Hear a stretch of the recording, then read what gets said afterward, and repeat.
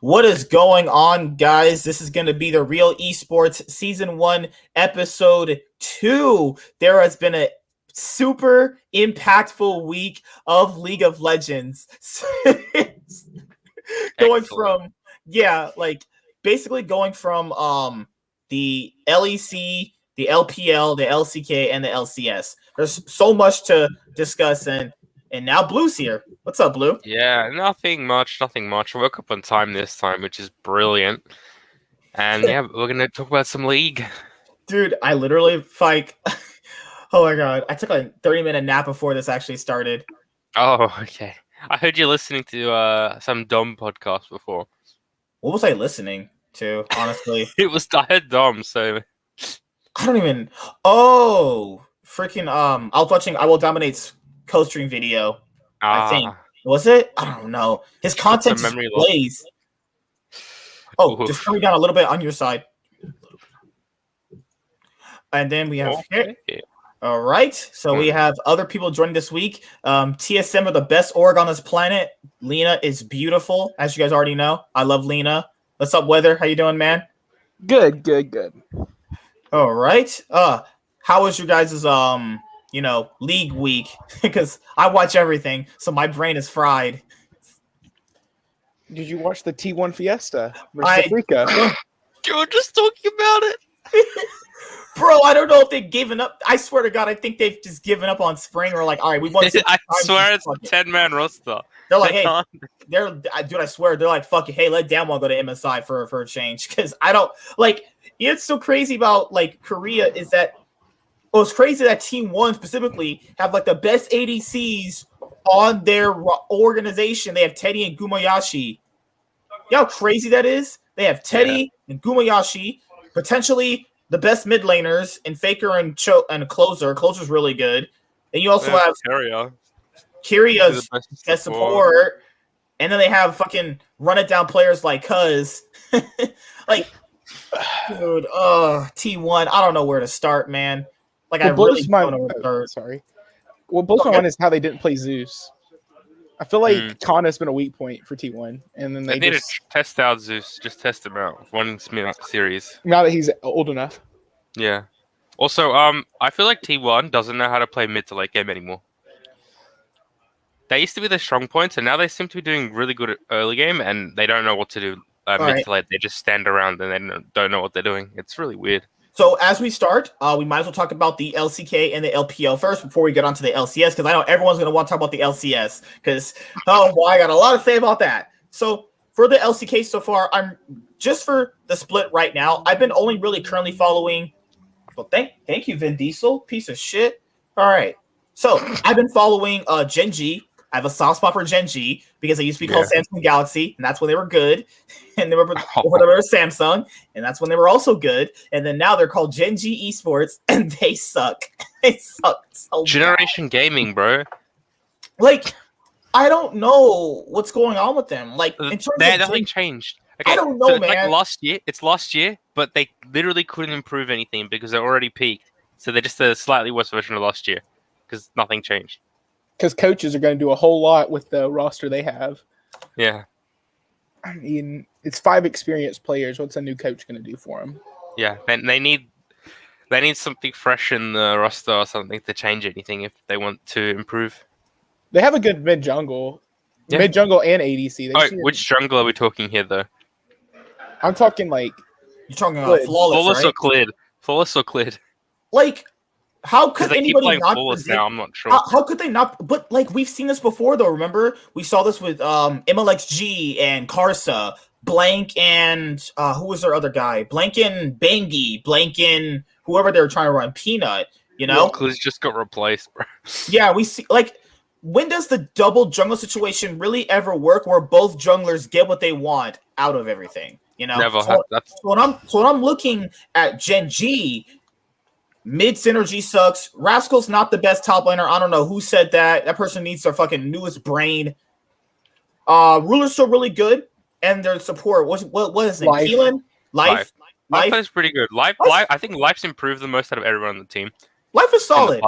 Yeah, he's improved. He actually looks better than last year. He's done really good. that organization hasn't won a title just as long as Cloud9 has now, which has been like 6 years. Well, It's when been have a they ever long won a time. title? The last time they won a title was when they're called Samsung Blue or White, the sister teams, and that's 2014 LCK Summer was the last time that organization won anything. Blue, that was Def's lineup, right? Yeah, Yeah, that's okay. that's when they had sister teams. Yeah, okay. There was Also, the team. Anybody that has background noise, just turn me down on their side. I don't know, man. Like, I just factor in this. If you have you have BDD, Clid, and Ruler, that trio alone should be good enough to obviously take down any team in the LCK, barring whatever T1 and Damwon can put together. Their mid synergies, their mid and jungle synergy is awful. It is so bad. Oh, sorry, Ryan. I was talking about anything not Worlds because I know that it's weird how the organization's won Worlds twice, and they can't win an LCK split in like years. It's been literal years since they've won anything in the LCK. They don't even win best of fives in the LCK. That's how sad it's got. Yeah, they're usually the same as T1. They run the gauntlet. And what's sad is we're talking about how bad they are, and they're still second in Korea right now. They're so bad, dude. They suck. They suck so bad. At least they took a game off of Damwon. Damn Yeah. one. Oh my god. COD's not a You downgrade. know who else took 2 games off down one? Fred Brion. Freddie, Bro, bro. Bro. What happened? Dude, guys, literally in our power rankings for the LCK 2020 Spring Break, Blue told me T1 was going to be the best team. And he's a T1 apologist. He's a T1 apologist, guys. He told me it was going to be the best. So I think T1 might get there. Yeah, I think they still can. They just need to figure out this 10-man roster. like, I just Ben don't plays Zeus today. understand, Actually, I'm man. gonna check their Twitter. They might have announced it. If they play Zeus today, I'll stay up and watch. They need to play an actual roster. Can you just settle on 5 people? We need to literally settle on 5 people and end this shit. Just 5 people and just be done. That's all you need. Like, Faker's not bad, but he's not like the best either. Like, factor this in. His average right now means he's like the 4th best mid laner in the LCK. But it's like he's worse than Chovy, BDD, who's the other guy? Showmaker. You know? So what other teams are you guys watching in the LCK? Is that pretty much it for the LCK? Hanwha Life. Hanwha Life. Dude, I'm alive. Another strong team. Chovy. Oh my god, Chovy. The god himself, Chovy. The Yeah. god. This man's a CSing master. Dude, I would never be able to CS as way as he does. Last night, we had an Aatrox go 1-8 against the Nasus, and he said he was carrying. I was like, what? You're carrying me to this fucking L. That's what you're doing. Who is, if not Chovy, who is the best mechanical player in the world? Probably Knight. No, I say Chovy. Yeah, No, compared to you said Chovy, it they as might compared even. I thought you said if not Chovy. Yeah, I meant like, Oh, don't you think he's in a tier of his own? Like, I don't even think that there's anyone comparable right now, mechanically, pure mechanically. Yeah, right. I mean, I think the Shine is peak, but like I wouldn't say right now. Yeah, it's if nuts, there was a team full of 5 Chovies, I think they'd be the best team in the world right now. dude. His Yone is just. He plays that champion like it's on release Yasuo. That's how broken it looks on his hands. I really wish he went to the Fucking nuts. LPL. I think if he was on a really good LPL team, it'd be so fun to watch. Yeah.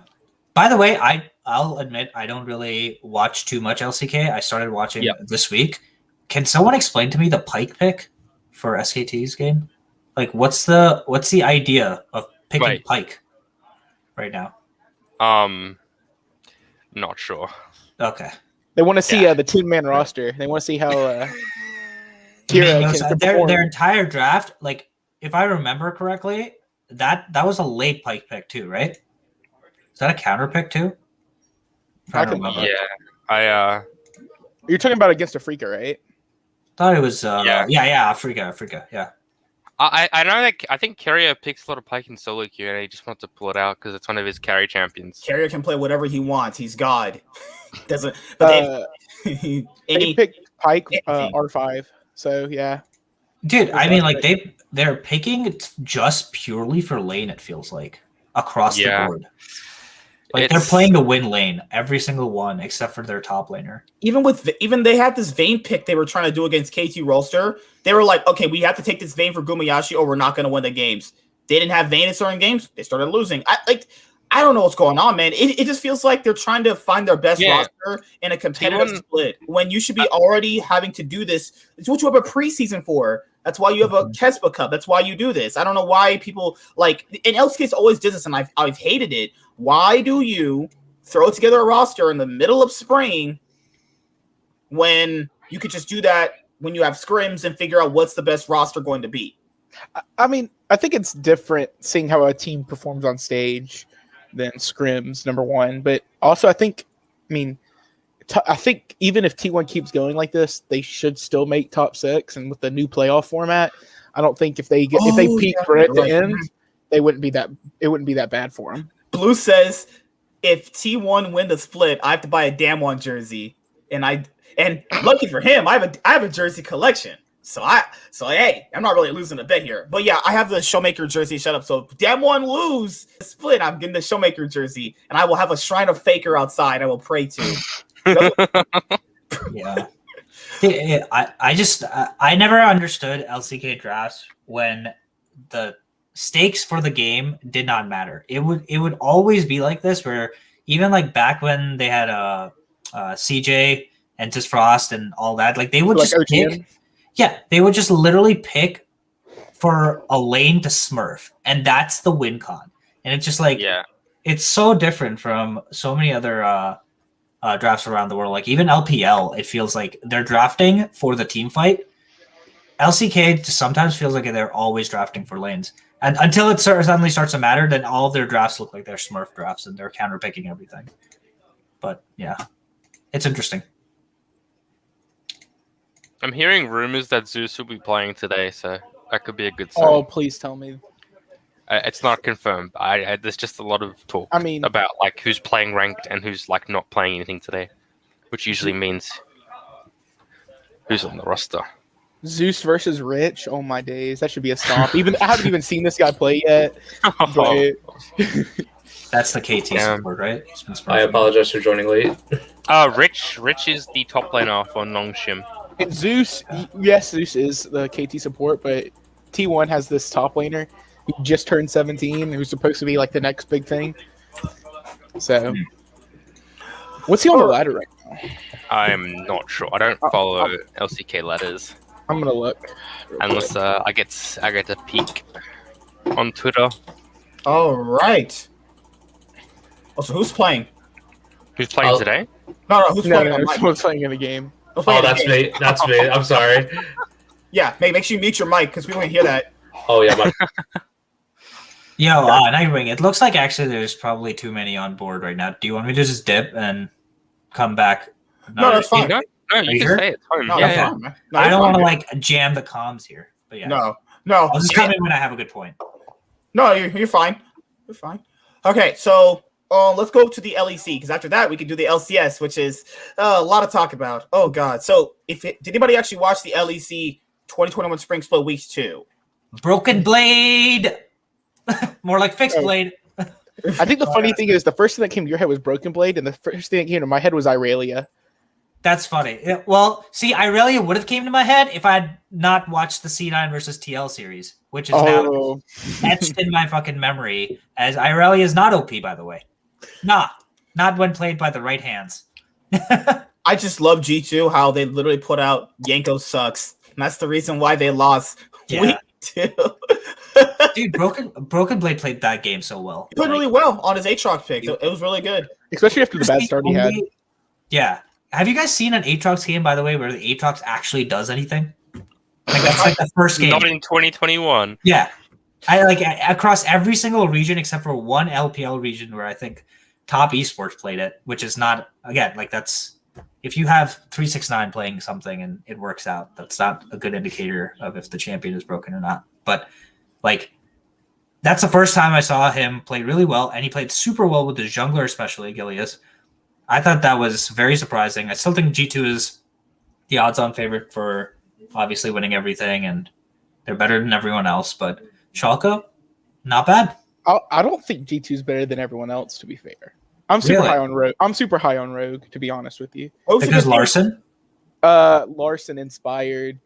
I think their bot lane's pretty insane. Ottawamne's an upgrade over Finn. They got a really nice, good top laner right now. I think that Fnatic, they had an interesting game against Mad Lions where they were winning/not winning, kept throwing the game away, and then freaking like Armut's not been that good though. Like, is this really been the upgrade everyone's been wanting for Mad Lions top lane? Like Armut's been okay to me personally.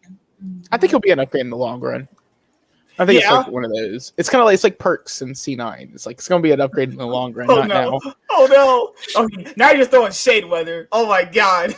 Yeah, I know the analogy makes sense. I think that these both the preseason tournament as well as these first couple of weeks at LEC just show that like synergy is a big part of League of Legends. Like being able to be on the same page, not just knowing your matchups, but knowing how the rest of the map's matchups are going to work out is so important because you can have the mechanical skill of Perks, but you're still not going to be able to 1v9 games until you figure out exactly what your jungler wants, exactly what their your team comp is trying to do, shit like that. And it just takes a while. So I think that Armut will find a way to figure it out. It doesn't seem like majority of his problems are in lane, actually. It just seems like team fights are going really poorly for him.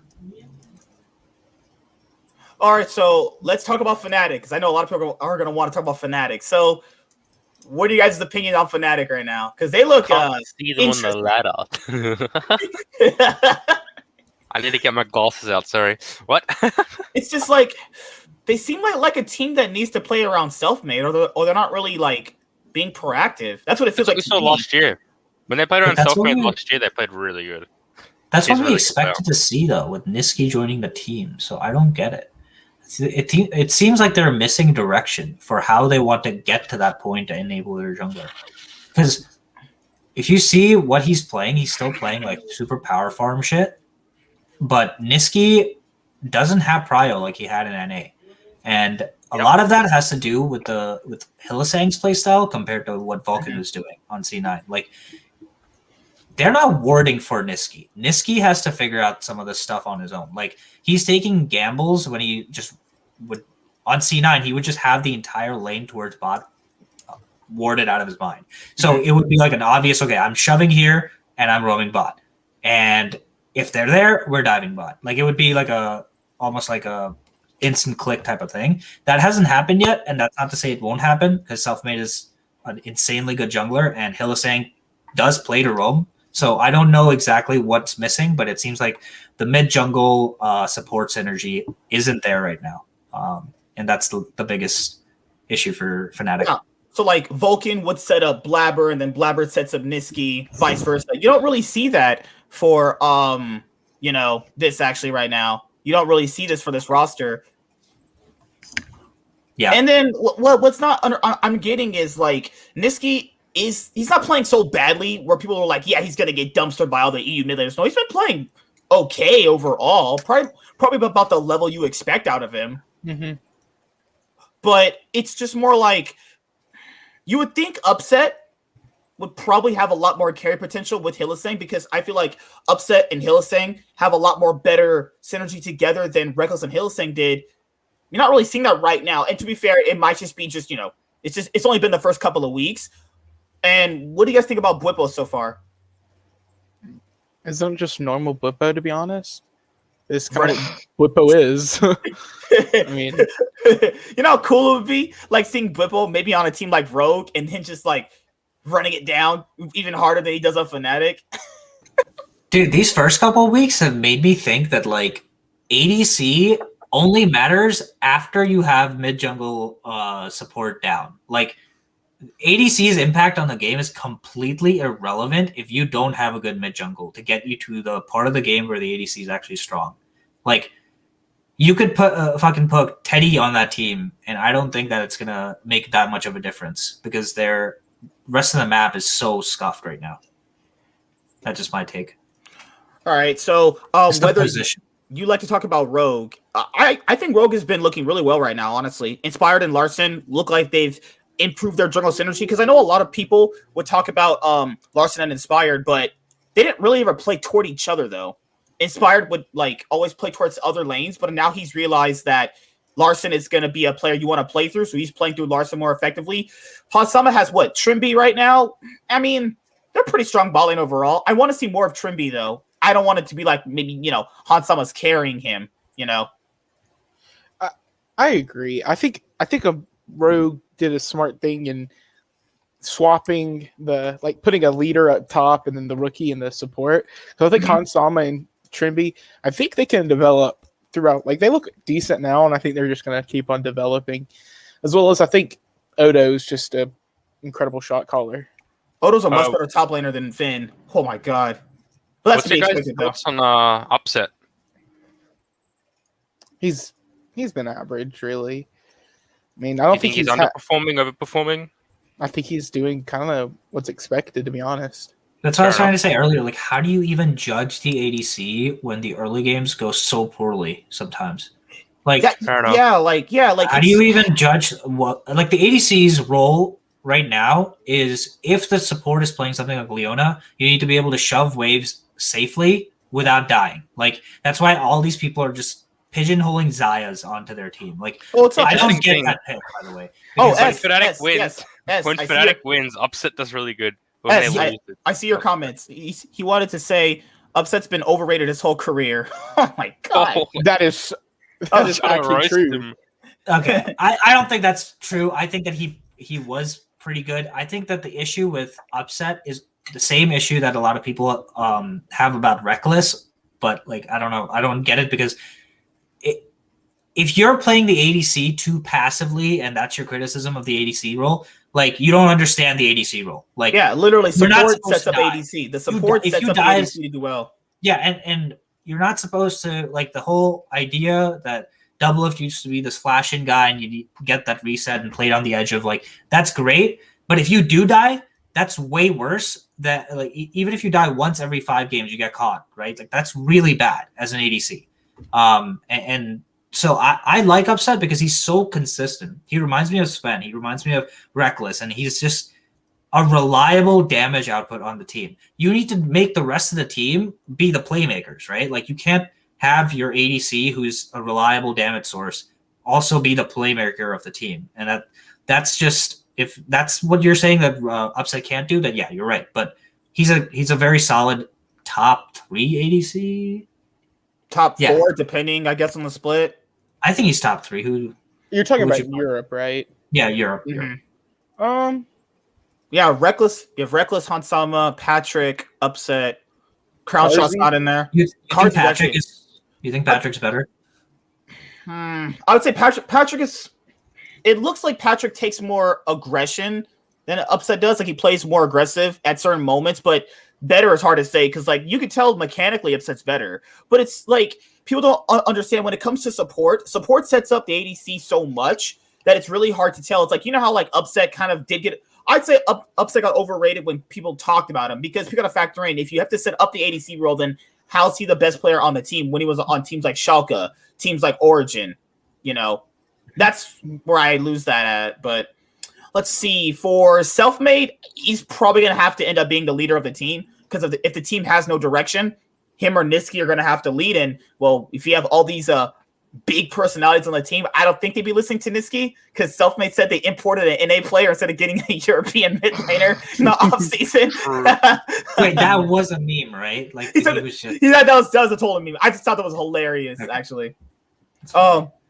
What do you guys think about G2 right now with Reckless? Things going okay? They don't look different than the old G2 now. Oh wait, they're better, man. Like, I mean, I love Perks, and he definitely brings something for like elimination games, and I have a lot to say about what happened in the preseason tournament about that. But like, Reckless is a better ADC than Perks was an ADC, right? Like, how can you say G2 is better though, based off 4 games?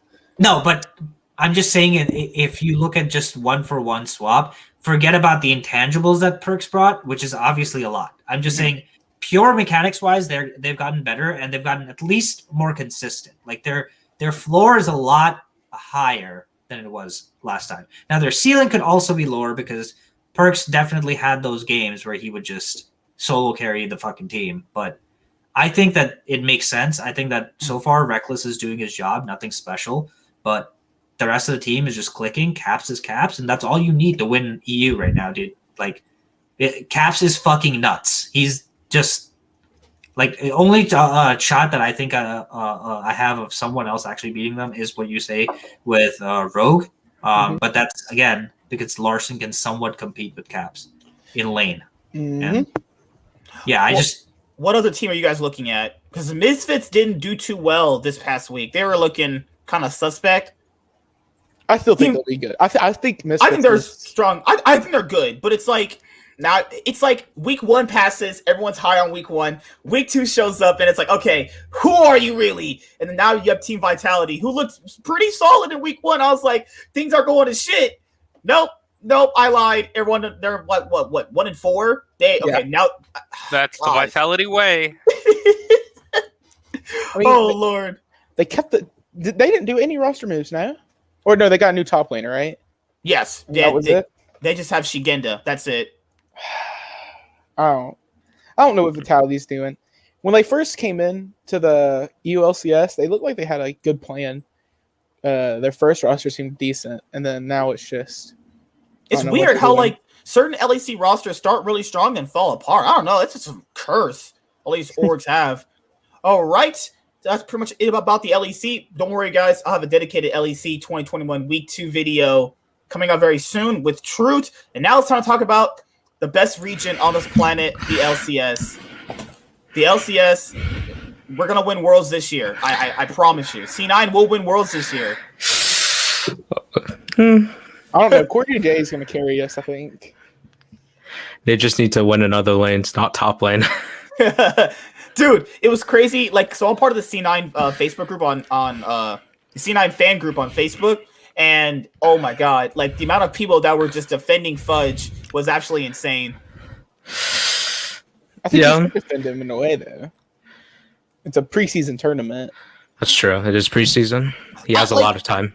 But we have to kind of factor in he's playing poorly. Like, you can't judge him right now. He is playing poorly, though. I mean. I don't know if you remember my take, Nightwing. Do you remember my take on Fudge before? Yeah, here we go. So, see, here's your things. Here's what Kofta wanted to talk about today, right here. Okay, so what's the Fudge one? Is that number?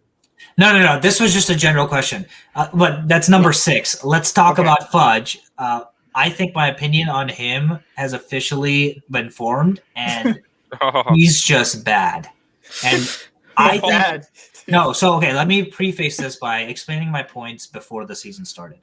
I got to the point after Jensen went to TL. As a lifelong C9 fan, I started to first question my faith in the organization when Jensen left. I was like, this is really, really fucked up. This guy is the bedrock of what C9 has been about for the last 3 years. He's the only reason why we've gotten to the finals. He's the only reason we've come close to winning in the finals. How could we lose Jensen? But then the fucking spring split happened where, Niski came on. He played well. It seemed like Reaper really knew what he was doing. And the team gelled in a way that I've never seen before. And it manifested in what was last spring. So at that point, I was like, okay, I'm going to give this organization whatever benefit of the doubt it needs to make whatever roster moves it needs. Because they seem to figure it out. They find diamonds in the rough. They cultivate talent. It's fantastic. What I saw Fudge do in Academy was fucking smurf. He was playing weak side really well. He was always really good at carries. Even in the OPL, he was really good at carries. So I was expecting him to come guns a-blazing. And yes, a lot of it has to do with synergy with Blabber. Yes, a lot of it has to do with synergy with Perks and the rest of the team. He's making mechanical mistakes out of the fucking ass. That game 5, losing that lane to the GP like that, I wouldn't do that in a plat elo game. You can't trade with GP level 1 as Irelia. You just can't do it. Like, this is really basic shit, and I think that nerves are getting to him. But I also think that if nerves are getting to you and you're on a team with someone getting a $12 million buyout, listen, like, you need to at least share your spot with someone. Like you need to compete with someone on a week-to-week basis. To add it to that point, and not Darshan, because people were recommending Darshan. No, Darshan sucks. I've seen his academy games. He's terrible. No, Yeah, dude, but no. remember what they did when they benched Sneaky and Jensen? I'm talking about that type of shit with Fudge. If this okay. continues. Oh, that's okay. No, I like he's playing so bad right now. Okay, so would you agree that it's a preseason tournament? But And he's I been agree. with the team. He's been in LCS for 3 weeks. now. I agree, and I saw let's- Vulcan's tweet. Yeah, And this weekend, he faced off against Someday and Alfari, who's probably the best 2 top laners in North America right now. agreed with all of that. But I'm not saying that you play Darshan. I'm saying that you light a fire underneath Fudge and actually look for a top tier replacement like Impact or Hanser. Like, now maybe not even a Hanser, dude. Hanser's just like no. I mean, the only But if you person- can somehow get Impact, if you can somehow go for a top tier top laner, now's the time to invest because you've already invested so much in your mid laner. Mhm. This guy is not it if you actually want to do well internationally. That's my point. This is Like- what I'll say. So I know people are saying I've heard the weather opinion. I've heard Koftas both together, like on Reddit's and other places too. The issue here is the factor on this is I like to make sure people are being consistent. Say Fudge was playing like this on another team, he would get probably railed, right? Fair to say railed. But he's on Cloud9, so people want to say, well, we got to give him time. That would not be the same argument if this guy was on like FlyQuest. And to Running it go down off like that that. point, it's I even worse disagree, because though. he's on Cloud9. It's even worse because he's on He's the gonna team get with he's, perks. he's gonna get the He's benefit on of the the team. doubt. He's Yeah. gonna get the random benefit of the doubt. Oh, he can improve. Yes, I And I'm know. not saying I know he can improve, but he's playing badly right now. That's Right. I'm still purely right now. He's playing. and I'm badly. not saying he doesn't belong in the LCS. I'm not fucking delusional. I know Golden that he's Guardians. talented. Golden Guardians Dude. will always take players like him. Just kidding. No, he's really good. Damn, and I'm whoa. sure that he could be the next Licorice because I've seen him in the academy. I've actually watched his games. He's actually really good. But something's not clicking right now. And unfortunately, with the way that C9 is invested in this offseason, they're buying to win. Like, you don't get perks for $12 million and say that it's okay, we're gonna improve over time. Like, no, you're going to win now. Like, you have to win now. Like, that's how But it you works. also don't promote Fudge, and after a preseason tournament, say, you know what, it's time for Zion's part. And No, that's what this team needs. I'm not. My take was it's time to start looking for top tier replacement. In the Okay, 2021 what top tier- offseason. What top tier Now, replacement's going to be out If there they right could now? somehow make a deal for Impact, if they could But which- somehow navigate a deal for someone who would be considered top 3 in the region, or at least a consistent. The only other player would be like Hanser, but he's on TSM Academy. And Solo would be your only other option too. No, okay, let's not go crazy here.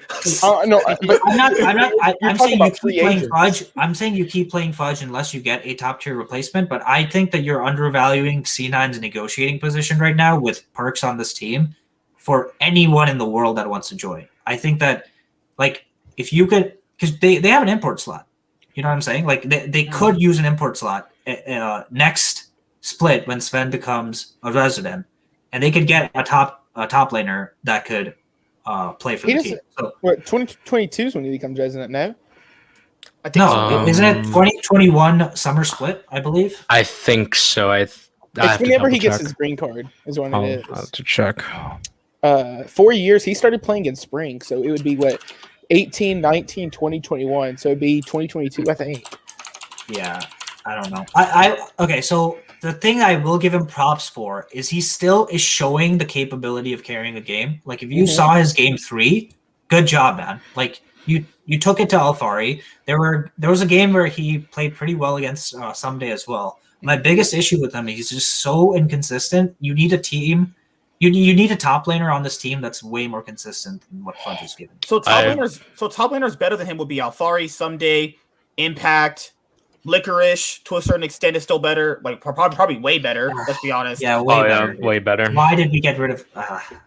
Now that I see Fudge, What do you- I'm like so disappointed now. But you say why you get rid of Licorice, and then you just listed about how he smurfed in the academy, and it kind of makes Yeah. clear sense why you'd get rid of Licorice. Okay, Especially it doesn't make clear considering- why you'd get rid of Licorice. It makes clear sense why you would play Fudge. I don't know about getting rid of Licorice part. Obviously, C9's an org that wants to give their players the best opportunity elsewhere. Mhm. But I think that you got to be selfish when you fucking spend $12 million, man. Like, you can't afford to be wrong about Fudge. And I think you wait and play him in LCS before you get rid of Like you put your foot in the other boat before you get rid of, one of your most important assets. But you got to think Now, maybe they need to pay for perks. And they chose Fudge before Perks was even on the table. If you remember, that's what they say, man. But I mean, they chose Fudge in before Worlds ended, I think. Right when the OPL opened up, they were like, let's promote him. But because people are going to try and twist my words later on, what I said was if you did bad, it's right to change things. But if you can't get an upgrade over who you already have, keeping them isn't the worst thing. I just if you're talking about upgrades, you want to get a player that's better. And then also, S brought up a comment earlier. You said, who was he playing in Academy that was good? To be fair, people are also kind of underestimating Academy. It's like when you're talking about Academy, it's like I guess it's more of a hit or miss, depending because they are playing to players at their level though. It's not LCS level. Obviously, I can't ever make this point clear cut because obviously I was very wrong about Fudge, but I watched the Academy You're off the game show now. No, I'm just kidding. Yeah, I watched the Academy game where he was playing against Soaz, who I would consider to be a very worthy opponent, and he's just smurfing on this kid, even when he has, even when Soaz had the counter pick and the jungle pressure, he was still smurfing. Like that's what Fudge showed in Academy, and nothing made me think that it wouldn't translate to the stage. This is all just pure nerves. How are that you are showing up. Your take is wrong when we're 3 weeks in? Is what my take is wrong for what C9 is. It's a mid. It's supposed to be what C9 is right now. Is they have, in my opinion, the league MVP in their jungler. Now you can argue about Core JJ versus Blabber, but the way that Blabber has played this entire preseason tournament and the way that he played the entire last year, it was not Niski that made Blabber. That should be clear at this point. And so if your primary carries are your jungle, your support, and probably going to be your mid laner, you need a top laner that's consistent and an ADC that's consistent. You can't have high volatility top laners and high volatility junglers and a high volatility mid laner. You know what I mean? It's just too many X factors on one team. Then why aren't we just sitting here flaming Perks? Because it's not like Perks has looked good. But Perks wasn't a big gap either. Like I didn't look at any of Perks' games and go, well, he got super hard gapped and made the series unfavored in that position mid lane. And I'm not Perks biased or anything. You know me, I flame everyone. All you guys get this flame equally. You guys all fucking suck. No, I'm just kidding. I love you guys. So when you were watching Perks, was there ever a game where you went man, this guy has to get out. He sucks so bad. He's not impactful. One game. That's only one game against. I feel like he's making some really weird mistakes though. He's not. He's not being like Power of Evil. He's not being like Power of Evil. He's not being like who was it? Other mid laners like Jizuke. He's not being like Jensen. He's not impacting the game. He's not losing them the game either. That's kind of hard to judge on. I would say I disagree with that. I think that he is making mistakes, way more mistakes than he made in Europe. I think that he's making a lot of laning mistakes. What I think is really impressive still is his ability to recognize the map and be where he needs to be in team fights. I think that his ability to flank with TF, his ability to initiate fights is something that C9 lacked with Niski. So I think that's a very nice thing to see, especially in high pressure games that are elimination games. But I think that what he is a little further behind on, I don't know how it happened, but his laning is just not as good as it was in Europe. And I don't know why. I'm not sure why. Could be a lot of things. I mean, his Perks has always started out slow. I mean, that's historically. He started out slow. Plus, he's switching back over to mid lane. He hasn't played mid lane consistently since spring in a year. So it's all time. I do think, even though TL looks incredible right now because of Core JJ, I think C9 is going to win the split. I hope so. I hope so too. Nightwing, do you want to read my second point? These points are crazy, and I love this shit. Yeah. God. You'll lay it on me. Lay it on me. All right. This is exactly what we were talking about. So Bjergsen and Lena are together, like I predicted. No, I'm just kidding. I'm just kidding, guys. I'm just kidding. That's kidding. a scandal. That's a whole scandal and a half. Jack contacted me and he was like, I gotta hire this guy Nightwing for my shows. No, because I'll actually have him on the streets while I talk to people. Or you said the second point? Yeah. Okay. What's the good take? Perks got better as series went deeper. Time to gel or clutch factor. What's the reason why Perks got better as the series went deeper? Is it because he had more time to gel with the team? Or is it actually just this fucking high-esque romantic moment of the century where just, the protagonist of an anime just turns on the clutch factor? This guy, I swear to fucking God, every time I want to be like, okay, they're out of it now, right? Like they lost. He just fucking does shit, dude. It doesn't make sense. He wasn't even the guy that carried.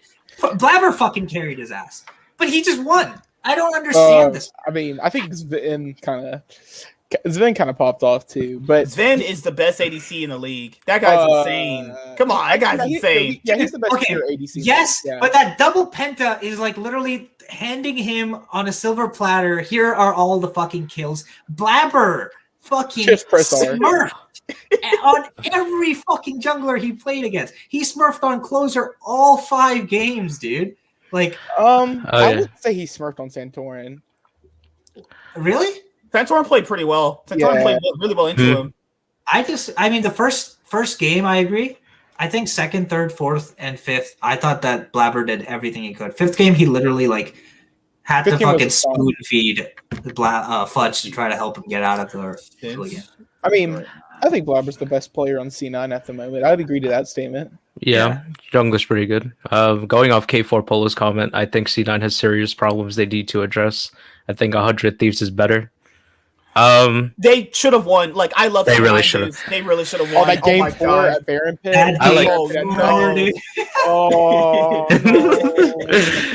In my opinion, I like 100 Thieves because they used to be like a really bad team back then, but now they're pretty decent now with the Golden Guardians, except Hanser, I think. So I was kind of rooting for them, the underdog. The 100 L's. Damn, 100 L's. Really like the rest of me. Is it weird? Dude, me and Trackhawk were going back at it on The last show? Discord. No, Oh but yeah, Discord. Yeah, Discord, we were just going back and forth, and I was like, wait, like literally, if I'm the Lilia, like if I'm Blabber in that game, and I see Jax locked in against first pick Camille, second pick TF, I'm fucking insta dodging that shit, dude. Like that is such a hard counter to everything, and it makes no sense why they first pick Camille in that situation. If you're gonna pick TF number 2, it was so fucking Yeah, ridiculous. the draft. Well, I don't think C9's drafts were that bad this tournament, or this weekend at least. Dude, I'm being honest with you guys here. I don't think most drafts are as bad as every whiny, socially retarded nerd incel virgin likes to make it out online. But 100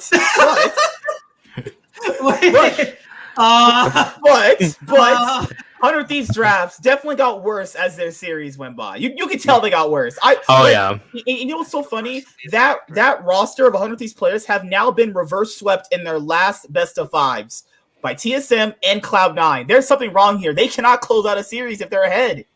And they're not even bad. That's the thing. They're not even getting shit stomped. It's more like our brains just don't fully translate to finishing a game. I don't know what's going on here, you know? Mm-hmm. Yeah, definitely. Like, Closer looked worse as the series went on when he got different picks that weren't Nidalee and, what was it, Lilia or Talia? I think How do you look worse, personally? Talia. I'm not sure. His impact... What happened? Closer in Game 5 cost his team the game. Closer... That game didn't exist. Okay. That's wiped out. I mean, Closer Game the... 5 is Game 5 in the finals level bad, in my opinion. Like, his pathing was just so bad that he put 2 of the laners behind. I was gonna say, but anyways, since now C9 have perks. Since now C9 have perks, Perks has so much sway on the team. If he says, "I want a new top laner," hey, Daddy, I want a new pony. He's getting one new pony next split.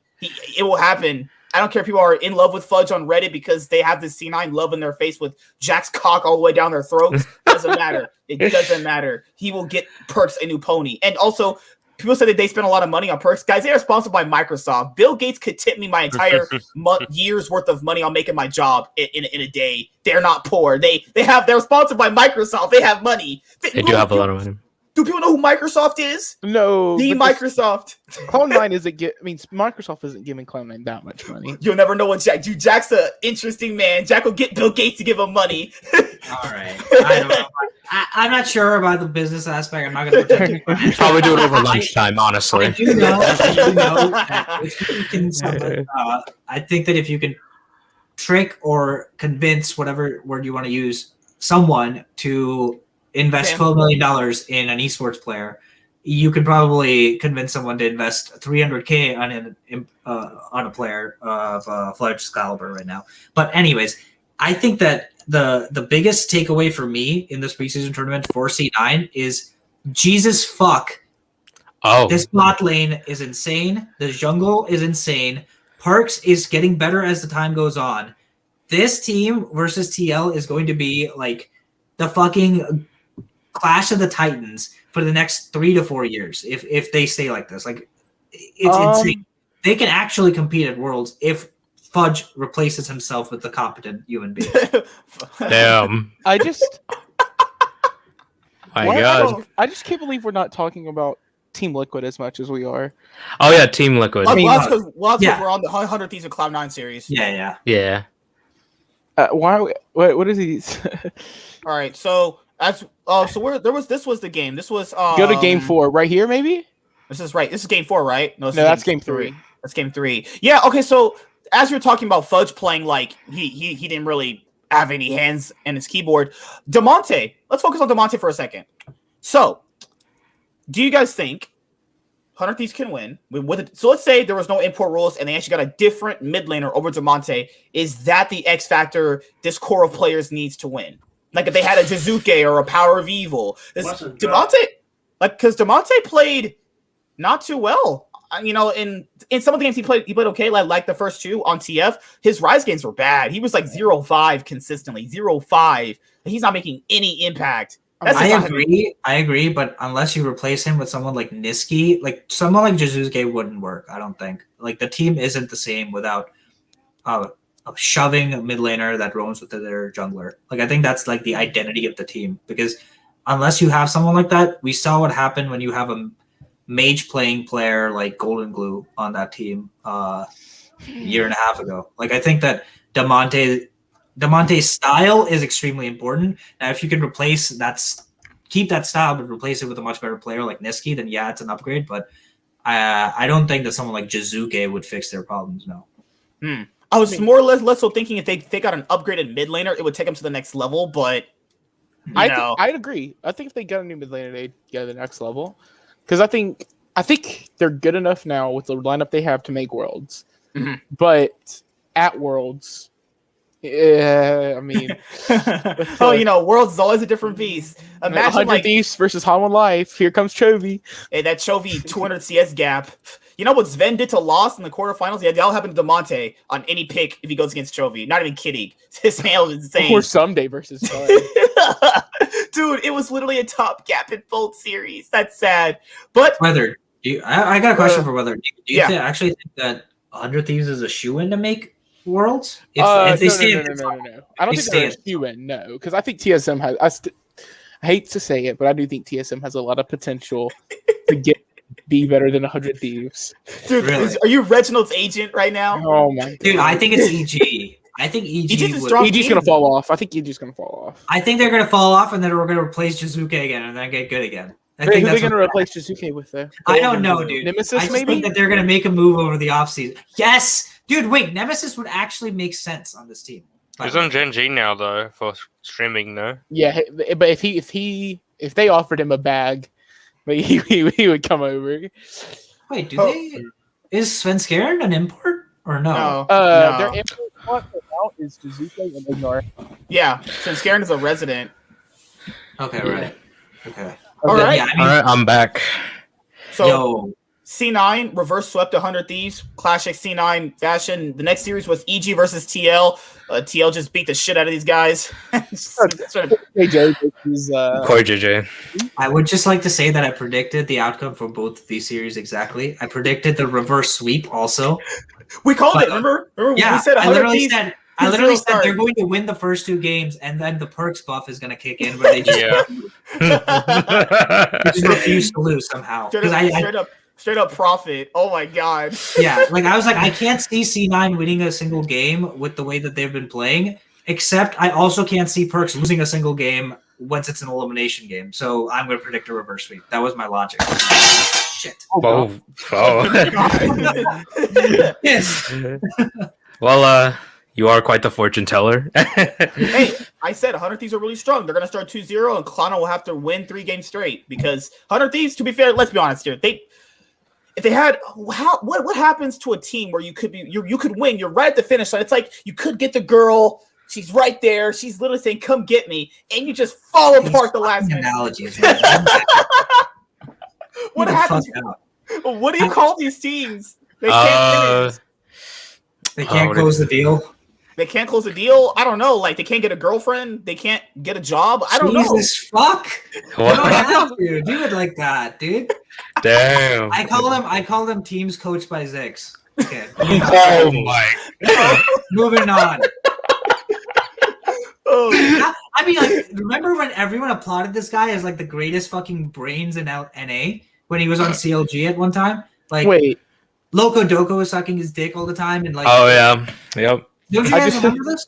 Like, I remember. The last 3 teams he's been on have been some of the worst teams in NA. Like last year, TSM was I don't blame him for that's just a organizational disaster. Mhm. Oh my god. All right, so EG versus TL. Let's be honest here. Nothing to say there. EG just got railed. That was a curb stomp right there. yeah, I got a from Hey MS. I got a message. He said that Dom said today that EG was tilted during the games. There was multiple pauses every 5 minutes. We just didn't see it since Riot stopped casting for all the issues. Oh So no. that EG got mega tilted.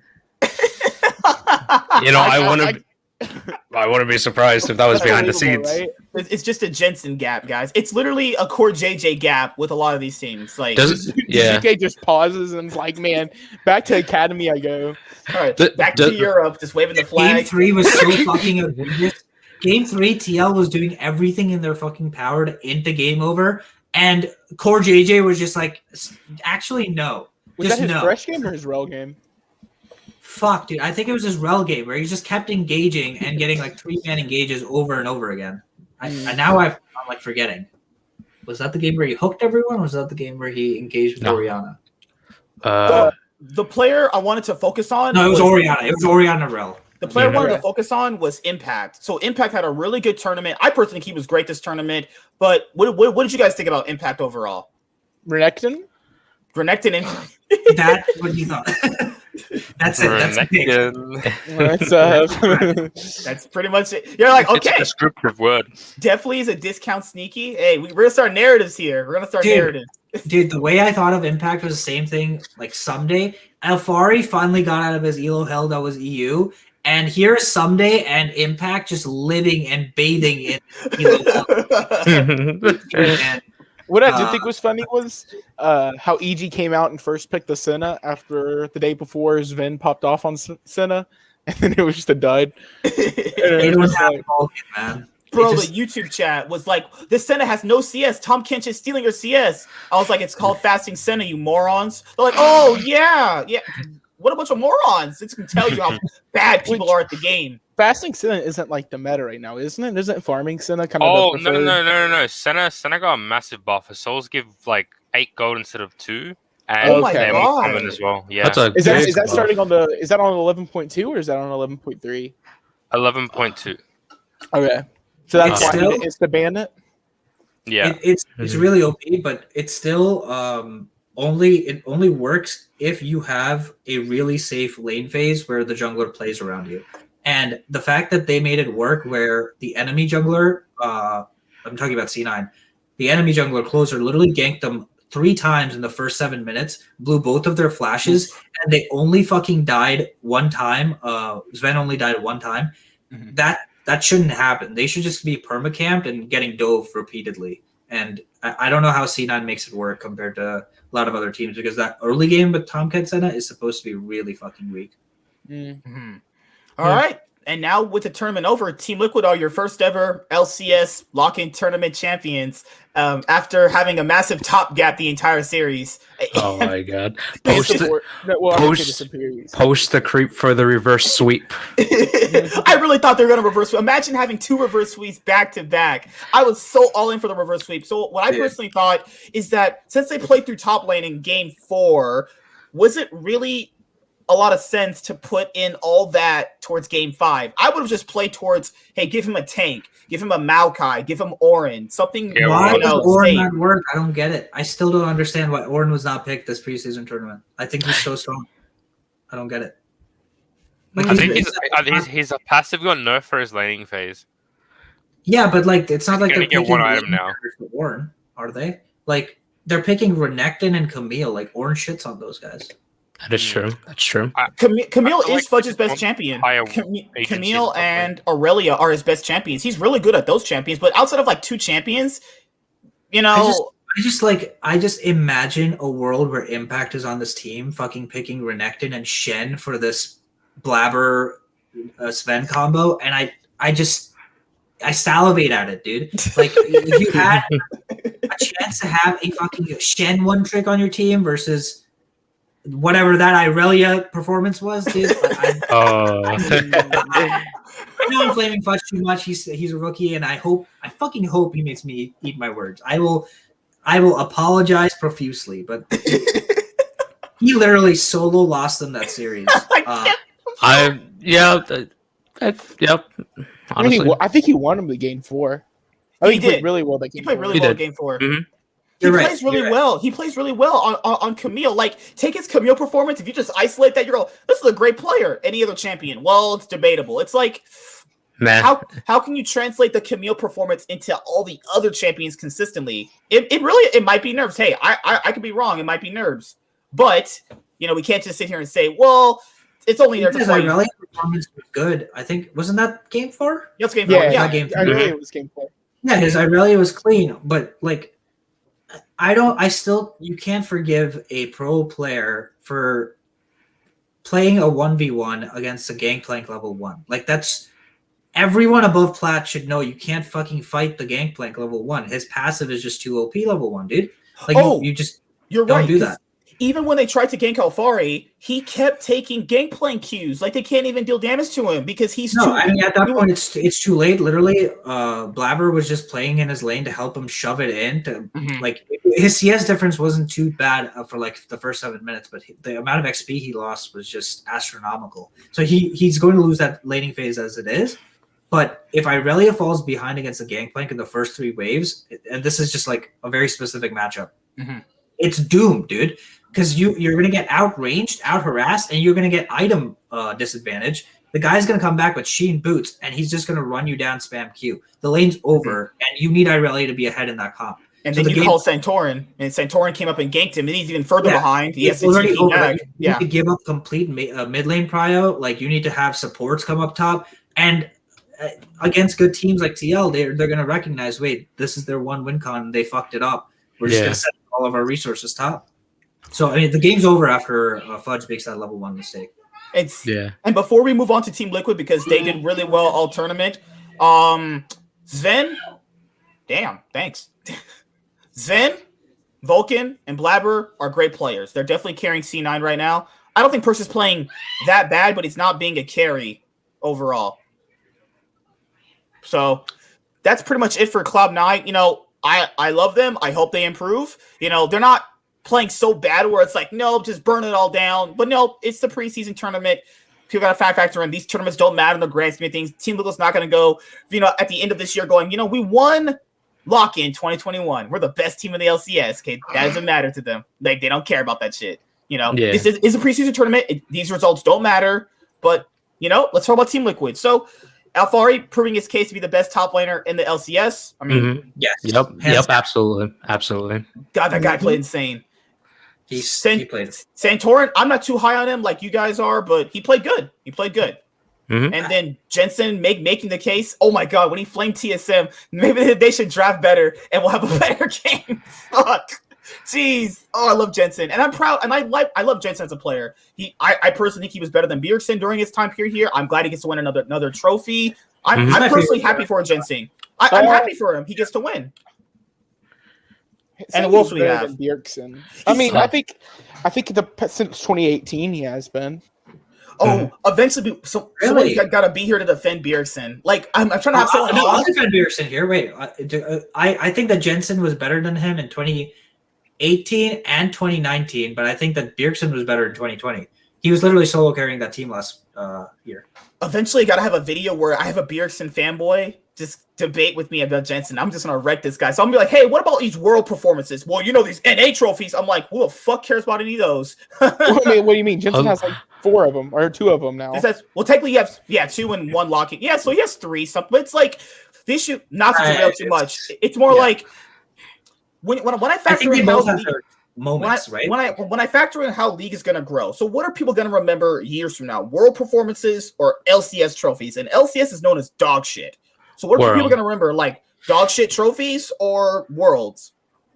Ooh, I still think that the C9 run to semis is like the best run that NA's ever had. Team Liquid, MSI 2019 finals is but again, I mean, your point is literally proven when you think of 2016, 2017 TSM. They won 3 LCS trophies, but when you look at they didn't get out of groups in MSI or either worlds. Yeah. Especially 2017 Worlds, where they should have easily gotten out of that group. Oh my god! Oh my god, dude! It's so crazy how Sordar is now on TSM and he's knocked them out of Worlds. He's like, I'm sorry, guys, it just business as usual. But for Team Liquid, you have Tactical and Core JJ. They're a great bot lane. It's just like I hate when people say, "Oh, Tactical's only playing because he has Core JJ." No, we've seen it where there's a guy clearly not playing as well as his lane partner. He's playing good. Tactical's playing fine. I mean, I do think. I'm rooting for C9 this split, but I think TL's bot lane is easily the best bot lane. But that's North because America. Of Core JJ, you're saying, correct? Right? That is. No, I agree 100%. I think that Sven is better than Tactical personally because, again, I will always favor the ADC that makes less mistakes than the ADC that will pop off occasionally. Like, I would much rather have your ADC deal, let's say 95% of the optimal damage output consistently than the ADC that can deal 99% but gets caught every 3 games. Like, that's just my take on the ADC role. And for that reason, I think Sven's better. But, dude, Core JJ gaps Vulcan as hard as Vulcan gaps the rest of the league. Like, that's how Core JJ is. I mean, like, 100% agree. And then there's Huhi. Then there's Core JJ, Vulcan. There's Huhi. Oh, God. There's Ignar. Ignar's in there, too, somewhere. I don't think – I don't mean this as any type of BM against Vulcan because I think that he is the second best ADC. The difference between him and Core JJ is actually just massive. Like, I don't know how it is. Like, Swordart and Huhi, maybe I would put in like the same like realm. Vulcan is way better than them. Core JJ is way better than Vulcan. Like, I think there's like 3 separate distinct tiers. I'm glad we have good supports now instead of Zazel. Honestly, yeah. No, we don't talk about that. So Santorin played really well considering he's new to the roster. But he's not Broxa. He's not a great. Exactly. Do you see? He's not a I great. don't get it. I don't understand that. Like, sorry, Weather. Go ahead. I was gonna say. Do you see? Like, this is Teal versus C9. Let's see here. I'm looking at it right now. Okay. Santorin played Talia, Udyr, and then let's see here. He played Graves. He played Talia again, and he went back to the Udyr. Do you see Broxa playing those picks? No. He played Graves. He played Graves every single game. His Graves wouldn't do anything because we've seen him play Graves. He just doesn't team fight for 30 minutes and has no assists. Hey, I think he would play Udyr.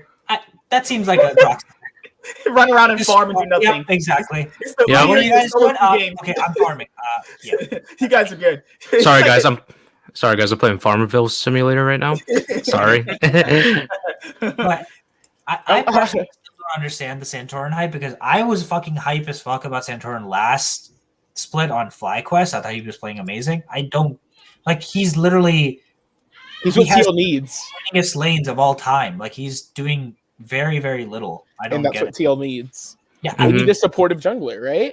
You're absolutely right. He's the correct fit, but he isn't he isn't like making them win or making them lose. Like I think he's just filling in. Right now, he's not doing anything special in the early game to warrant like, okay, this guy's actually playing well. I don't know. Could you tell them Sven and Tactical are on almost the same level, and this is Tactical's second split? He'll surpass Sven. That's so not true. I don't know. Sven literally gapped lost so hard. Have you seen a gap that hard in the bot lane? Like, it's not even just that game against Lost. It's like you can see he's literally playing better on his own than Tactical. You can see it in the game though. He's playing better on his own without it depends on what you want in your ADC. I think they're very distinct ADCs. You gotta remember that Sven has a lot more experience than Tactical. Like Tactical's still a rookie. Like, and Sven's better looking. I've met him before. Oh, okay, yeah, but Tactical's like many years ahead of him, so I think we can consider some great stuff out of him soon. And I do agree with some people. It's like, could Tactical play this way with someone like Sword Art, someone like Ignar, someone like Huhi? You know, we've seen Sven play good without other supports. You know, I just want to put that out there. So put that out there. Go ahead, Weather. You say without other supports. I mean, he was with Mithy forever, and now he's with Vulcan. I mean, the only other support he's had is Smoothie. Yeah, you're right. Mithy, Smoothie. And I'd argue that was Sven's worst year he's had within his year with Smoothie. Just a kind of counter argument there. I don't talk about Smoothie. What do you mean, man? Counter logic gaming. I swear, I think I'm gonna have a CLG player on soon, depending how conversations go. I swear I'm never gonna have someone like Blue on here flaming him. Why did you not build Core Drinker or this item, you piece of crap? It's like, dude, you're gonna scare the guy away. Oh my god. Could you imagine like Ravioli talking to an LCS player I bring on? Hey, Alorum, why did you get destroyed in your last few games of the LCS and you turned into a caster? Holy shit. Alorum's playing an amateur now, isn't he? Was Alorum? No, he's on the analyst desk, right? No, but he's also playing amateur, I think. He's doing both. Really? Oh, I didn't know this. Here, I'm looking this up. Let me see. I want to say because I think he made finals of a tournament. But so the LCS 2021 spring split begins this weekend, actually, right? Coming up? Yep. All right. Let's predict the games. That way people can rub it on our faces when we lose our predictions.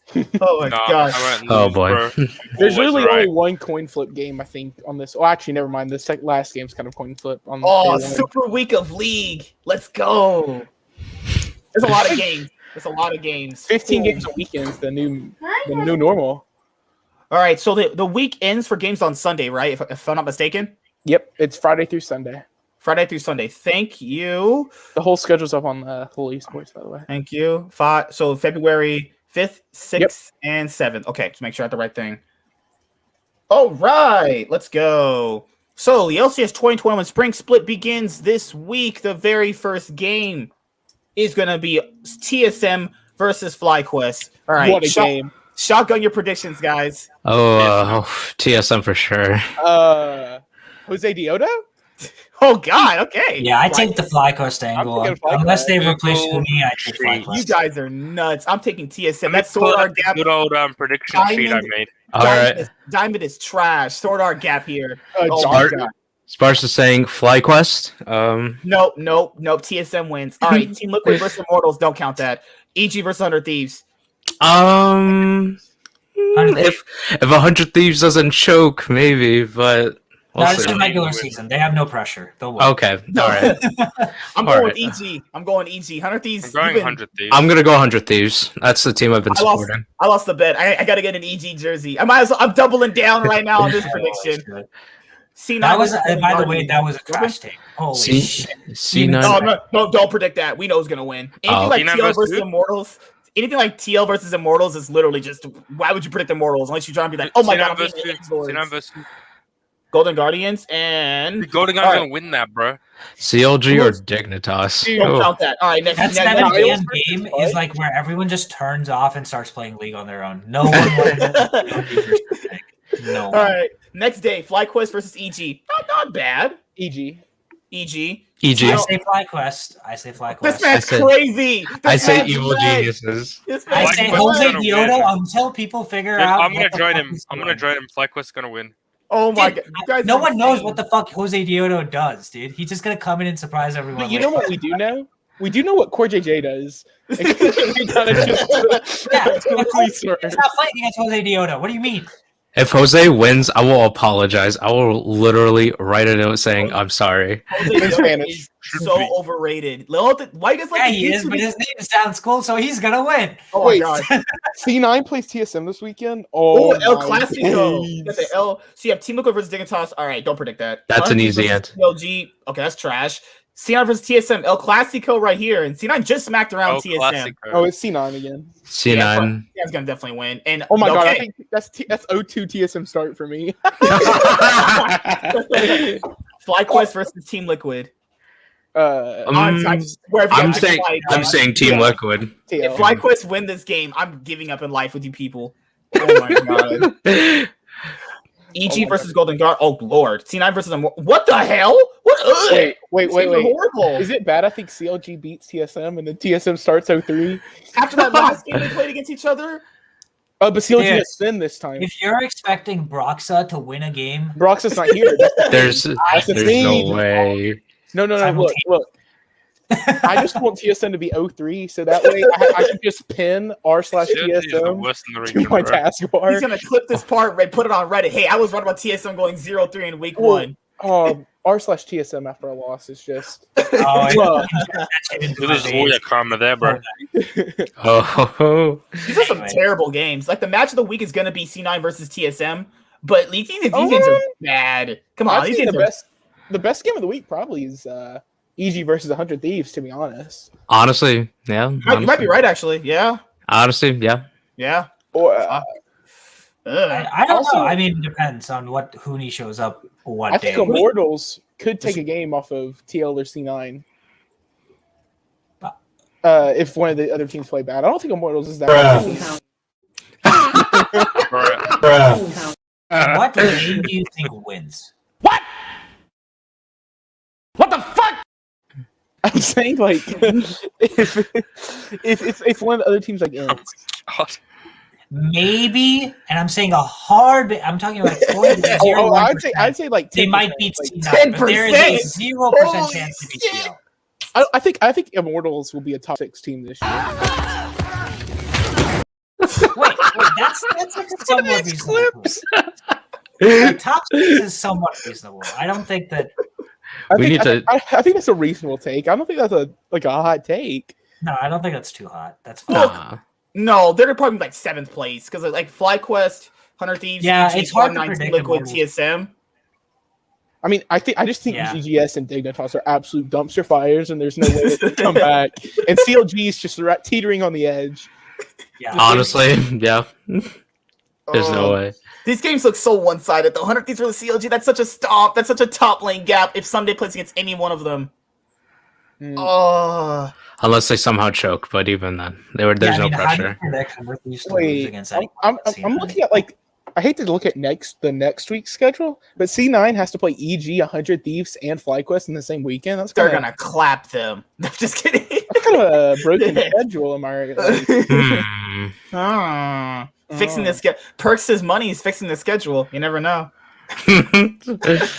Oh shit! You guys want to predict the LEC? That could also be a tilter of a fucking. Yeah, I can pick. We can Sure, pick Sure. G2 versus Fanatics this weekend. Oh, El Clasico! I love this shit. All right, so the first day, Misfits I XL. wonder who will win. Wait a second. That means we have G2 versus Fnatic and C9 versus TSM on the same day. Hell yeah! Spicy. Oh, that's spicy. a classical day right there. Let's go. Misfits versus XL. I'm Is pretty it sure weird Misfits that I'm will super win. fucking excited?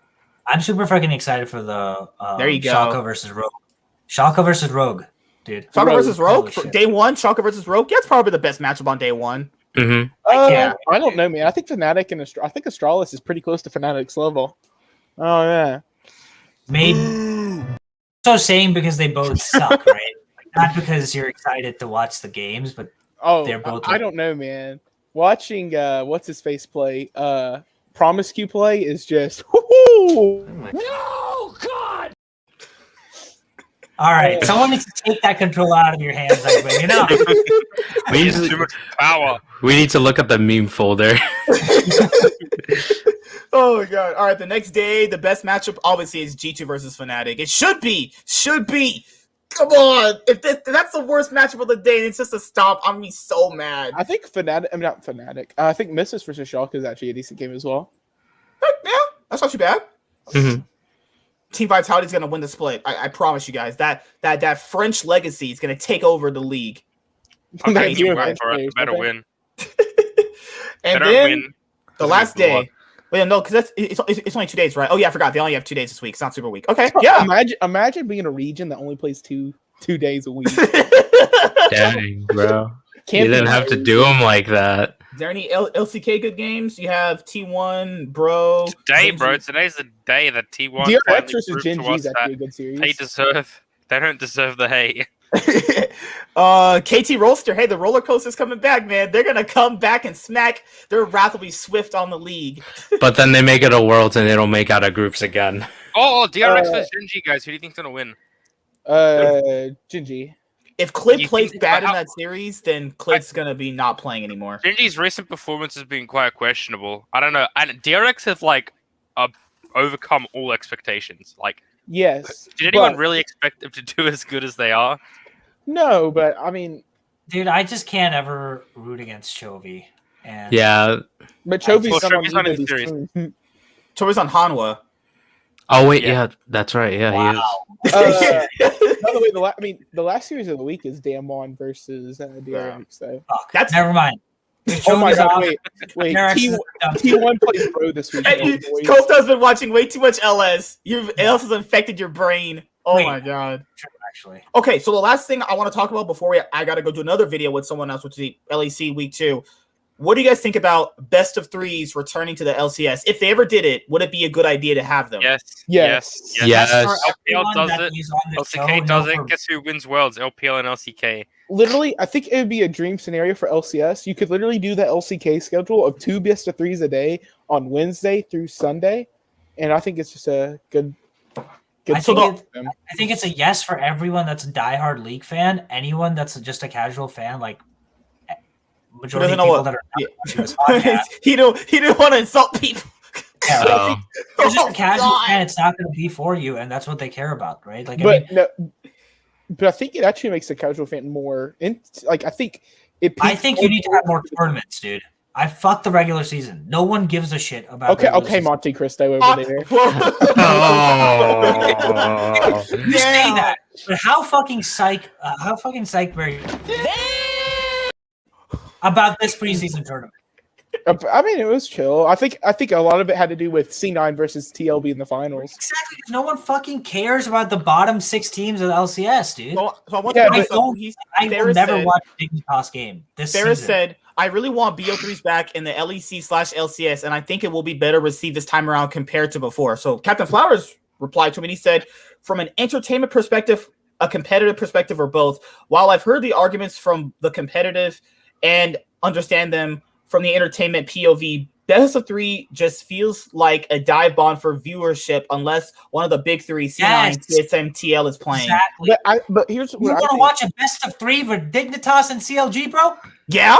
Yeah! Holy Actually, cow. yeah. No. Are you telling me? Coward. You don't wanna- I'm gonna watch- You don't want to watch Imagine Dardock miss Nidalee Spears on a dragon that's next to him? What? Imagine if it's like right between the fucking C9 TSM game and like the TL 100 Thieves game. Imagine you have to sit through that entire 3-game span to watch the teams you actually want to see play. Like Here's everyone would just want odds at that So point. Dude. Monte Cristo replied, he says, if the theory is that only big matches with the big 3 teams are popular, then the issue is clearly with the majority of the league. The focus shouldn't be on using formats to artificially prop up teams that no one cares about. That's the Yeah, take. more tournaments so that there's more games for the better teams. but that's- Exactly. I what want more we- tournaments, dude. But if the problem is you don't want to watch a dig or a CLG game, isn't that a branding problem? Like they don't No. do- Oh, they yeah, just yes, spin it our definitely roster, bro. is. They're pouring a Dignitas watch had- they don't play well. if Dignitas had perks, I'd watch Dignitas, bro. Like the lies. They're capping. No. Dude, if they had good players, I'd watch their team. They just suck. They have I don't Dardock. watch But Dardock lose. that's a branding thing. They have Dardock. Damn, Like- Dardock. My counterpoint would be like, Yes. I think that what would bring casual fans more is if we had better teams competing at Worlds.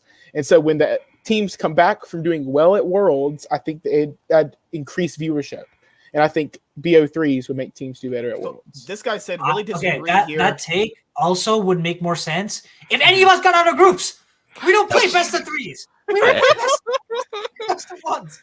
But one of the counter argument is really big disagree button here. As much as I would like it for players to enjoy BO3's viewership will suffer too much. We are not China Korea. So we're not China Korea, yes, but they're the ones consistently winning Worlds. All right, well, your brain's fried. But also, what? That take doesn't make sense because yes, they're winning Worlds, but it's not because they're playing best of threes. If you need best of threes on stage to be good, there's an issue with the way you practice. no, there is not. I don't know, man. No, there absolutely is. Because if you need 3 games on stage and that's what's keeping you from becoming a decent enough player to compete at Worlds, well, what's your fucking excuse for when we did have best of threes and no one fucking got out of groups then? What is this terrible take? Why would this guy C9 almost made semifinals in 2017? They were a game away from beating WE. TSM Immortals was 2-1 up, and Immortals should have got out of their group. I like how he said TSM and just ran away from them. Yeah. Is that why the LEC that had best of ones got to the finals? But LEC's not won anything though. Even though they've gotten to finals, they haven't won a trophy. Though. That's true. My point is, even if LCK and LPL were forced to do best of ones, you think that NA is suddenly going to be able to compete with them? No. Oh No. no. No. That's what I mean, though. Like, it has nothing to do with best of ones or best of threes. It has to do with the fact that is your practice against top level competitors or not? Like, But like, I feel like I just did the math. Like currently through the whole spring and summer splits, like this season, each team's going to play 45 on stage games. Okay, so once you play your 45, TSM in 2017 when we had best of threes, they played 88 on stage games. but, I think that's what is your? Like, I still don't believe in the point getting that the double- more on-stage you're- games You're means getting double stage better. time.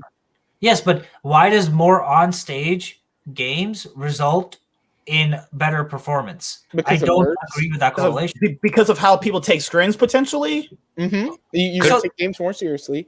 Okay, Plus, I think I would rather watch a best of 3 than a best of 1 from a viewer's perspective because I think the adaptation through a series is some of the most hyped stuff in League. but you would watch that for a C9 TSM game, but I guarantee you would not sit through 15 games of 5 best of 3s. Like, you wouldn't do that. Even I wouldn't do that. I'm a fucking psychopath when it comes to But I don't watching. think that's what we need.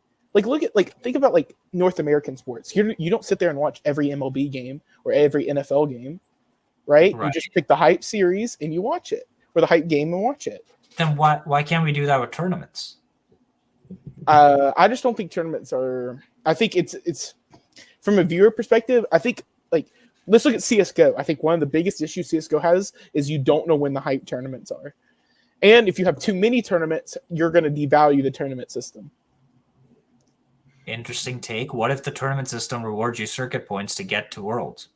That's what OGN did, and look where OGN is now. But what was wrong? Wait, what? Why Because- is that an issue? What happened with OGN? They switched to the 2 seasons format because I think it's Yeah, better. because Riot Games forced them to. Because I think it's better. Because I think You from you a think that normal- current LCK is better than OGN? Who's yeah. excited for OCESL though? Dude, I don't know. That's gonna be I great, guys. I can't wait for that one to fucking start. loved OGN, dude. I love. Okay, so what about it from a viewership point of view? Because people had brought up it killed viewership before. I mean, the issue here with that was that they put in. How would I say this? People have to understand this. You don't want to watch a certain team play because of the team's brand and the players, right? That's not the BO3's problem. That's the team's issue. But it right? exaggerates that problem, doesn't it? Like, if these best of threes were like all being played at the same time, like NFL, great. I'll just tune into the one that I want to watch. But if they're going to have one channel where all of these are being played one after another, then that is an issue for me, the viewer. I don't want to fucking sit around for a useless trash game that I don't want to watch. Don't. I mean, that's But I'm saying that in the end, it becomes it's a worse viewing experience for me who wants to watch a lot of quality games in a row, and I can take a break for like 30 minutes. That's fine. But if you want me to take a break and time myself for an hour and a half and check in constantly to see if this fucking game's over, so I can watch the game I want to watch, that's just, I don't know. Try watching some fucking what's that team in LCK? Oh my god, they're so bad. Oh, the bottom team right now. I forgot his name. Bro. Team Bro Reddit. is actually Reddit. the Everyone calls it Team Reddit because it's Reddit Breon. Watch LPL and watch OMG games, and you'll watch your life force just slip away out of your body. Dude, I'm just saying, in this preseason game, I fucking watched CLG games because I knew that if they won the games that they were supposed to win, they would knock someone out of the potential for going further in a tournament. So the bad teams, like, they have incentive. Like, people still want to watch them to see if they can win against the teams they don't want to make further in the tournament. Things like that. Regular season has no incentive to watch bad teams. That's just my main take. Like, I don't think it's a bad idea that bad teams get viewership too. Like, I think that you can have a team like FlyQuest who no one really likes, and then their brand suddenly explodes overnight because Jose Diodo joins. because of Tree Quest, right? Like, that was last season why they became so popular. I mean, I think League. I think it's pretty well like widely reported. League is like going into next year. League's going to be exclusive to a platform, right? And so I don't think as soon as they go exclusive to a platform, viewership I don't think is going to mean. Wait, what's happening? Much. LCS is going to sign an exclusive. They're in talks to sign an exclusive deal YouTube or Twitch, with either YouTube, Twitch, or maybe even Trovo. When you really think about it, they could pull the good old Tencent. Just like the LCK. Like, do you guys actually still watch? I still watch the LCK because I know a lot of people were like, "Oh my god, LCK's on Twitch." I still watch it on Twitch. I've always watched it on Twitch. I've always watched it. I don't like. I've always watched these games anyway. Them switching a platform doesn't mean I don't watch them. That means I wasn't. You know, that's just me personally. I mean, I just prefer watching games on YouTube. Like, if I have the option between YouTube and Twitch, I'm watching it on YouTube 100%. Like, if Twitch didn't have Twitch chat, Twitch would be dead. I think Twitch chat is a bunch of morons. Oh my god! After it's funny though. It's Twitch chat is so funny. You know what it is though. Are you telling me you don't like watching T1 would lose a game if they're like, "Oh my god, bring back my Faker baby." Yeah, dude, you know how hilarious it is. Like, why is Faker benched? Why is Faker not playing? And then Faker series, and then Faker plays, and then they don't. Twitch chat's like, "Why is Faker playing? He's so what?" Just stop complaining about him not playing. Dude, Faker literally could miss an entire best of 3. They'll play 3 games. They're like, "Where's Faker at?" Even though he's literally not even there. Like, you don't like looking here. I'm gonna put this in the chat. You don't tell me you don't like seeing this in Twitch chat. Who is Jose Diodo? For the blind, it is light. For the hungry, it is bread. Or what else was it? I personally, oh yeah, I forgot. That's the problem. Thank you, Chase.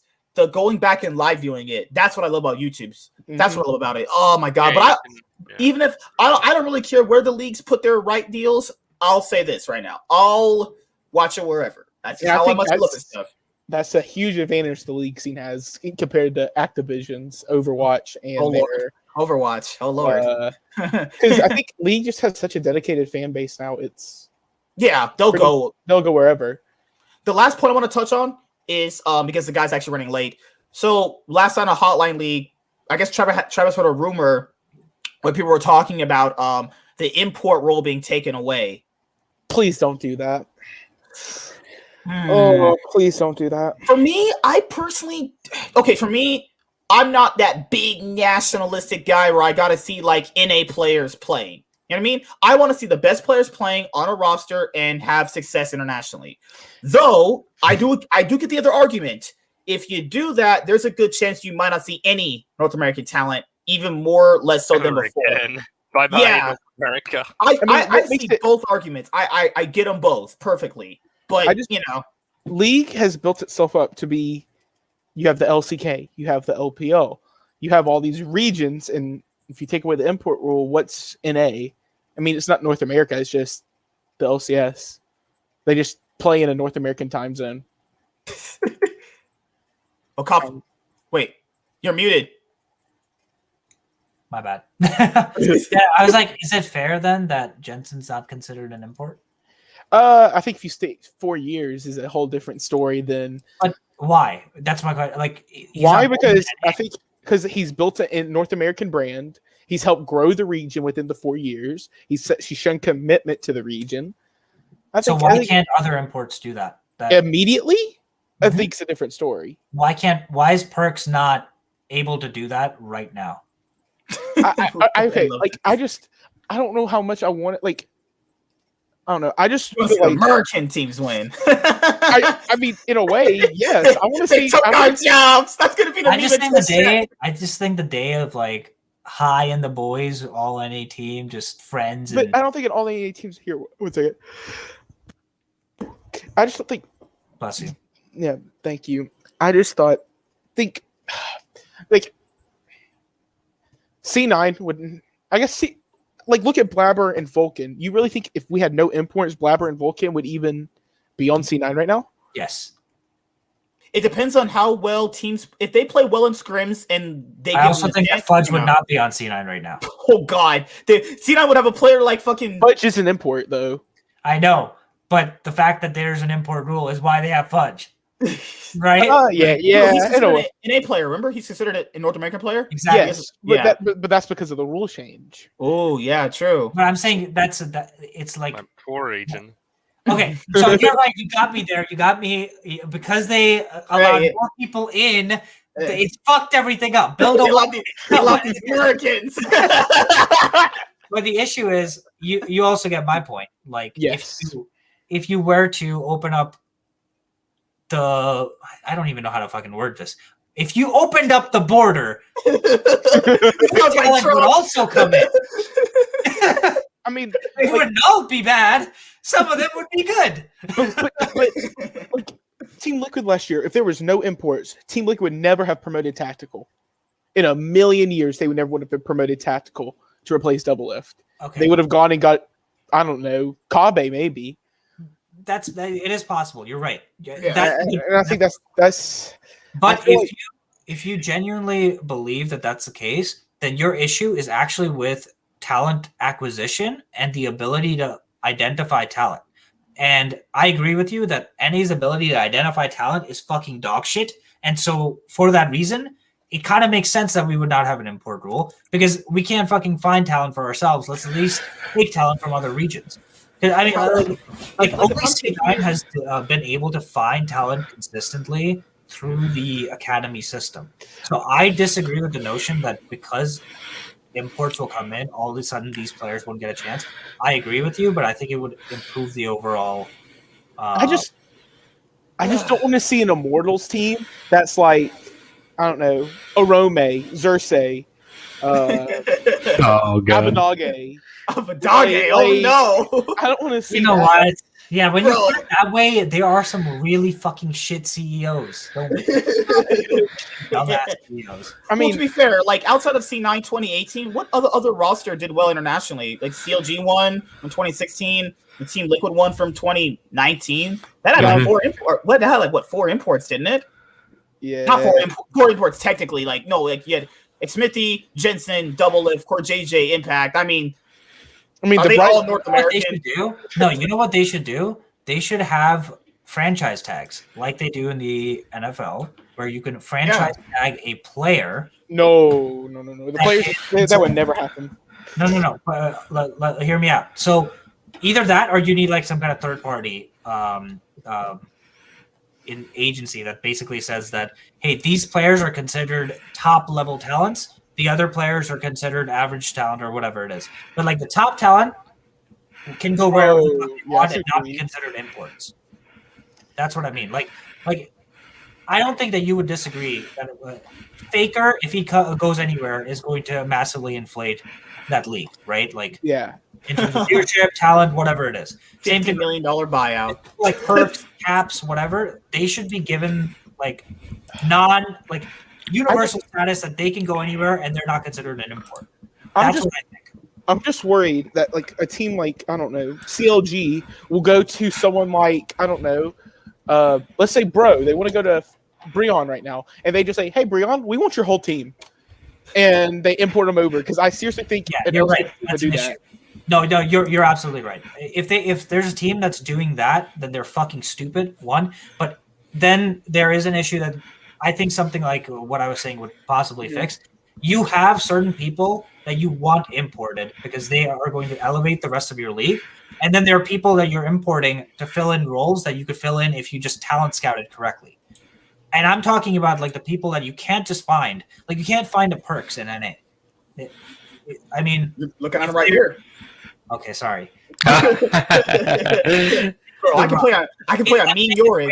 To find a Perks than to buy a Perks.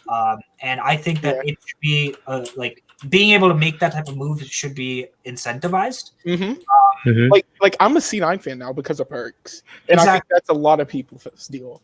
Yeah, for sure. And so I think that there needs to be some kind of like way of universally recognizing that top talent should not be counted as imports. I think that's where most of these teams want to go with the no import rule or whatever.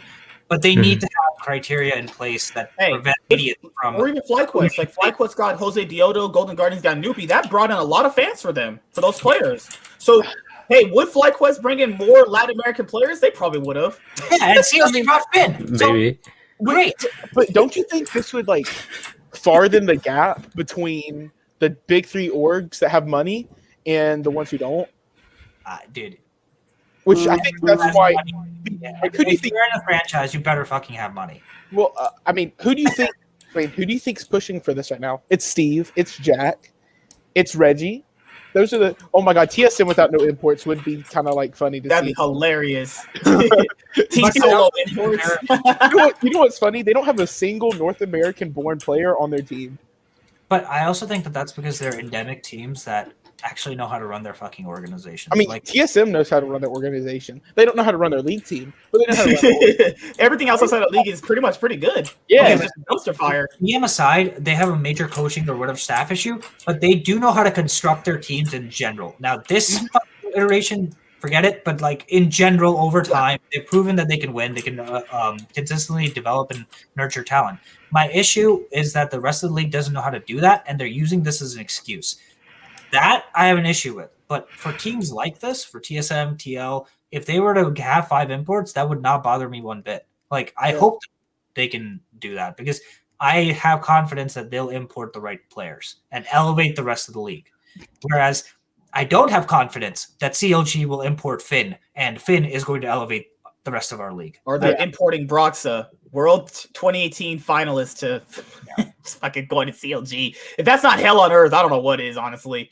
That being Holy said, moly. I have to wake up early tomorrow. So And we are done. That's it. I'll see you guys next week. Sorry, it was today. Sorry about that. You know, I'm busy. A lot of girls always hit on me. They wanted me to go out there and you know. yeah, totally. Oh, yep, definitely, totally. They see that G2 esports shirt and they're just like, they're like, oh my God, this is Black Perks? No, I'm just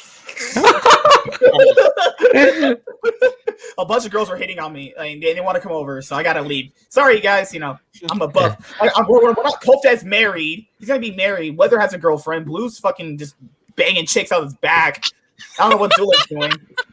Zulik, what are you doing? You got ladies? You probably do. God damn. All